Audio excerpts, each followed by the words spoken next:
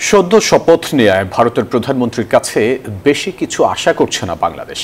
তবে গুরুত্বপূর্ণ বেশ কিছু বিষয়ে দুই দেশের প্রধানমন্ত্রী পর্যায়ে আলোচনা হবার কথা জানান আওয়ামী লীগ সাধারণ সম্পাদক ওবায়দুল কাদের। এ বিষয়ে খোদ প্রধানমন্ত্রী শেখ হাসিনা গণমাধ্যমে কথা বলবেন বলেও জানান তিনি।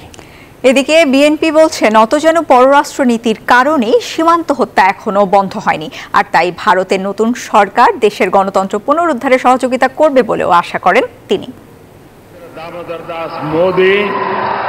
টানা তৃতীয়বারের মতো ভারতের প্রধানমন্ত্রীর দায়িত্ব গ্রহণে শপথ নিলেন নরেন্দ্র মোদী। আর ভারতের নতুন এই প্রধানমন্ত্রীকে অভিনন্দন জানাতে এবং গুরুত্বপূর্ণ বিষয়ে আলোচনা করতে দেশটিতে সফর করেছেন বাংলাদেশের প্রধানমন্ত্রী শেখ হাসিনা। ভারত বাংলাদেশ প্রধানমন্ত্রী পর্যায়ের বৈঠকে বেশ কিছু গুরুত্বপূর্ণ বিষয়ে আলোচনা হয়েছে।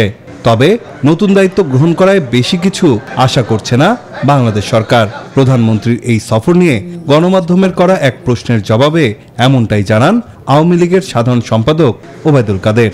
কম সময়ের মধ্যে বড় কিছু আশা করার একটু সময় তো লাগে, কথাবার্তা বলতে হয়। বৈঠক থেকে কোনো গুরুত্বপূর্ণ সিদ্ধান্ত এলে আপনারা জানতে পারবেন।